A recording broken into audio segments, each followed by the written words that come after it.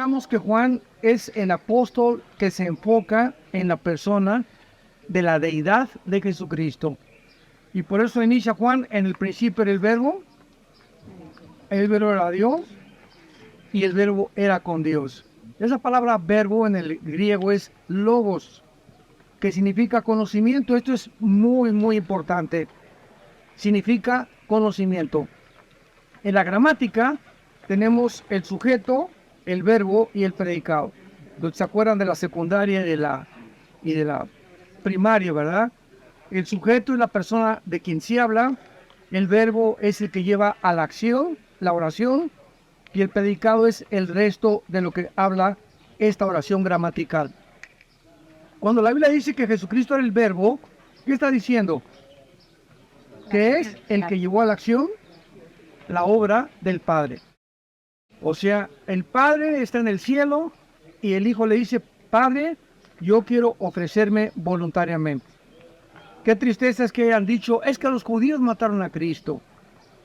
Y esto lo usaron para perseguir a los judíos. Lo usó Stalin, lo usó Hitler, y lo han usado cantidad de personas poniendo la culpa en los judíos, porque ellos fueron el instrumento que lo crucificaron, sin darse cuenta que el mismo Padre planeó que su Hijo muriera en nuestro lugar. Si leen ustedes Isaías 53, dice la Biblia que le agradó al Padre que su Hijo muriera en la cruz, para salvarnos a nosotros. Entonces, Cristo es el verbo, el que pone en acción la acción del Padre. En el principio el verbo, ¿qué significa esto? En el principio, ¿de dónde? ¿Perdón? De la creación, o sea, desde que comenzó la creación, en la mente de Dios, síganme con mucho cuidado, desde que comenzó la creación, en la mente de Dios estaba la cruz. Antes de que Dios creara los ángeles y creara cualquier cosa, ya estaba en la mente de Dios la cruz. ¿Qué significa esto? Dios sabía que al crear a los ángeles no podía crear robots. Decía Agustín de Hipona, que fue uno de los teólogos de la Iglesia romana, que ha influido grandemente en el catolicismo y en el cristianismo, que Dios tenía tres opciones. Número uno, no crear nada. Dios, no necesita a nadie porque Él es Dios, ¿verdad? Número dos, crear criaturas que le obedecieran mecánicamente, o que nunca fueran a pecar. Y número tres, crear criaturas que escogiéramos entre el bien y entre el mal. Si tú fueras Dios, esa es una de las cosas que les he mostrado a muchos ateos. ¿Cuál hubieras escogido? Si me dices: pues yo hubiera escogido que mejor no hubiera creado nada, filosóficamente y teológicamente no se puede comparar la nada con lo algo. ¿Cómo puedes saber que el no existir es mejor que el existir si no has existido? O sea, es absurda la primera opción, ¿correcto?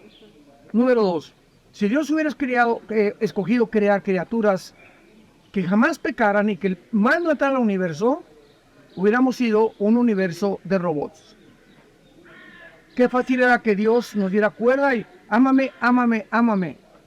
Pero en tercer lugar, en la infinita sabiduría de Dios, Él creó la opción de crear criaturas que escogieran libremente amarlo, servirlo y adorarlo. O sea, no somos robots. Y al Dios permitir que el mal entrara al universo, Él se estaba arriesgando. Aunque Él sabía cómo se iba a desencadenar todo, que Lucifer lo iba a traicionar, que Judas iba a traicionar a su hijo, dentro de su misma soberanía y sabiduría, Dios permite que las criaturas escojan el mal, pero al mismo tiempo, estas criaturas iban a ser responsables individualmente de las acciones que iban a tomar. Y esta es la razón por la cual el mal nos permite conocer el bien. ¿Qué es el mal? Es la ausencia del bien. ¿Qué es la mentira? Es la ausencia de la verdad. ¿Qué son las tinieblas? Es la ausencia de la luz. Las tinieblas no existen. La mentira no existe sin la verdad. ¿Cómo puedo saber qué es verdad si no hay una mentira? ¿Cómo puedo saber que algo es oscuridad si no conozco la luz? Entonces, qué importante es que nosotros entendamos esto teológicamente de una forma muy breve explicada para que comprendamos la mente y la sabiduría de Dios. Entonces Dios tiene la cruz y Él hace y responde. Antes de que las criaturas pecaran, Dios tenía la medicina. Dios tenía la respuesta a la maldad, la muerte de su Hijo en la cruz. Entonces, antes de que las criaturas escogiéramos el camino de la maldad, Dios ya tenía preparada la cruz, que es el antídoto al pecado y a la maldad, tanto de los ángeles como de los seres humanos. Entonces, esta es una de las cosas que constriñen, dice Pablo en 2 Corintios, y nos llenan de respuesta para decirle, Señor, profundidad de tu conocimiento y de tu sabiduría. Dice Juan 1:1, en el principio era el verbo, el conocimiento, el verbo era con Dios y el verbo estaba con Dios. Todas las cosas por Él fueron hechas y nada de lo que ha sido hecho sin Dios. ¿Sin quién? Sin Cristo. Porque finalmente dice Colosenses 1, Él es el que ha hecho las cosas en el cielo y en la tierra, y fuera de la tierra no ha hecho nada. Porque Él es el creador, Cristo es el creador del mismo universo. ¿Se acuerdan que de los 12 años a los 30 años la Biblia no revela nada de Cristo? Lo único que sabemos es que vivía como carpintero.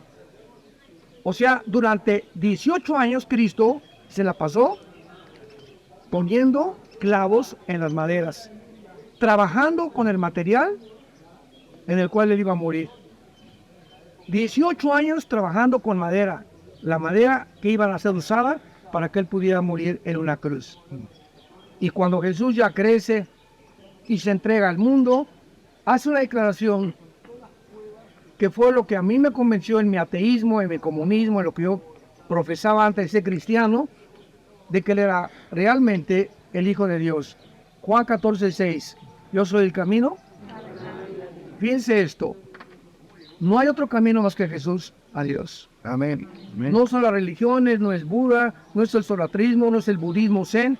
No hay más que una sola ruta hacia el cielo, que es Jesús. Amén. Amén. Yo soy la verdad. ¿Se acuerdan ustedes cuando Pilato le dijo a Jesús qué es la verdad? ¿Se acuerdan? Juan 18. Oye, pero ¿qué es la verdad? Porque Jesús le dijo anteriormente, todo aquel que es de la verdad, oye mi voz. Y Pilato respectivamente le dice a Jesús, ¿qué es la verdad? ¿Y qué dijo Jesús? No le contestó. ¿Se acuerdan? Al no contestarle Cristo, estaba contestándole a Pilato. Se llama el silencio de la verdad. Esto es un poco ya más profundo. ¿Y qué es lo que quiere decir Cristo? ¿Sabes una cosa? Yo no te puedo dar una respuesta porque la verdad la tienes enfrente de ti. Y si Jesús le dice a Pilato, yo soy la verdad, se hubiera burlado de él. Entonces el silencio de Cristo, el silencio de la verdad, es a todas las gentes burlonas, escépticas, agnósticas, que no están buscando la verdad. Están buscando respuestas o para burlarse, o para perseguirnos, o para atacar la verdad. Y esas personas, Dios no les va a contestar. El silencio de la verdad, que fue el pecado que cometió Pilato. ¿Qué es la verdad? Respectivamente, lo que le hubiera contestado Cristo, se hubiera burlado. No le contestó. ¿Por qué? Porque él era la verdad. Tenía la verdad enfrente. Entonces la verdad no es algo, no es conocimiento. La verdad no se puede debatir, porque la verdad es Jesús. O sea, no hay absolutamente nada que contradiga la filosofía, los pensamientos de Jesucristo. Y cuando tú tienes a Cristo, tú eres poseedor de la verdad. ¿Y cuál es lo contrario a esta verdad objetiva? El relativismo que el mundo está viviendo. Yo he tenido pláticas con maestros, con científicos, con abogados, con políticos. Bueno, eso es lo que usted cree. Yo tengo mi verdad. Platicas con un homosexual, pues mira, para ti una mujer es bueno, pero para mí un hombre. Platicas con un pedófilo, es que yo tengo amor por los niños, déjame vivir mi propia vida. ¿Cómo se llama esto? Se llama relativismo. O sea, amigo, la verdad absoluta no existe para tu vida.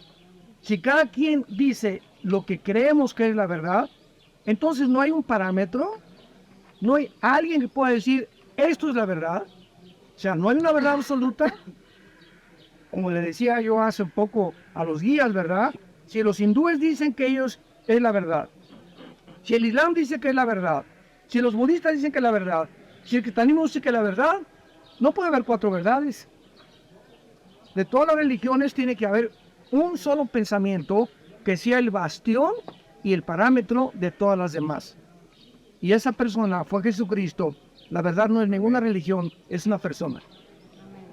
Tú puedes tener una religión, puedes ser católico, protestante, bautista, presbiteriano, nazareno. Dime la religión que tengas.